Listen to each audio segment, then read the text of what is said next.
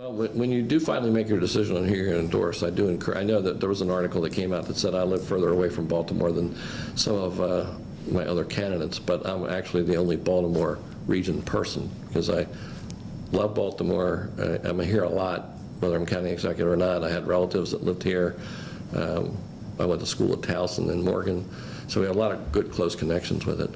The key is actually going to be to really work with the mayor on and find out the specific problems. And I have the experience having been a mayor, and I know Havre de Grace is a lot smaller. But if you go back to where Havre de Grace was 30 years ago, it was in bad shape, and it had similar problems that Baltimore has. And then when I became mayor again in 2001, we had some other similar problems when it came to budget issues and taxes and pensions and health care benefits and things like that. And we turned Havre de Grace around. Now I know that if you move the decimal points, it makes a little bit of difference in the dollar amounts, but it's still the same types of problems. So the key is really going to be working with your mayor on a regular basis. And really a lot of it comes down to demolish all the old stuff.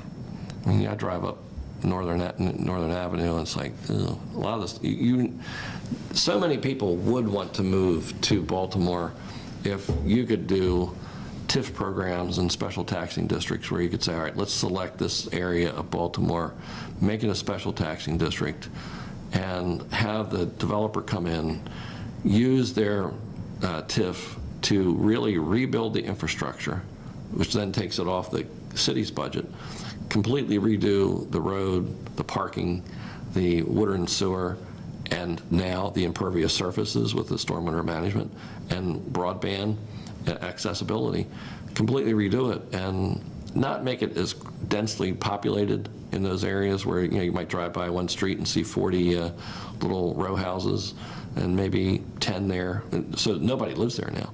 And a lot of crime happens in those places. So I found that out as the mayor of Havre de Grace. When we had areas that had a lot of empty buildings, that's where most of the crime occurred. If you tore it down, crime disappeared, because that's what they were depending on, is not having people that live there and being able to watch things like that.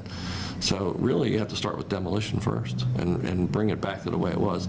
And it is going to take a long time to do it. And I know some people don't like to admit that, but it took about 40 years for the city to really decline to where it is now. And it's going to take at least 10 years to pull it back.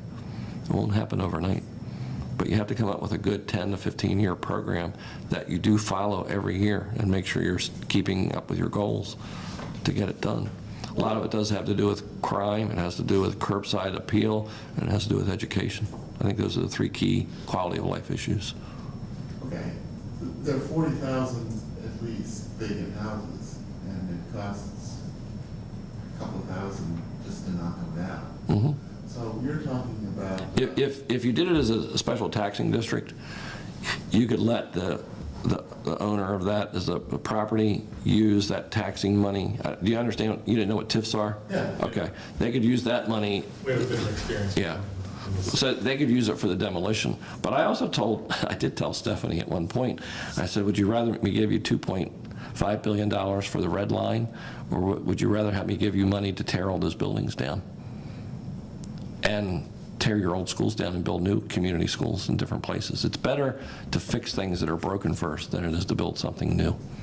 That's what you find that at home, but I think you find it in business too. What did she say to you? She just sort of laughed. Of course, I think they have the purple line and the red line backwards anyway. I mean, we're the Ravens, why are we red?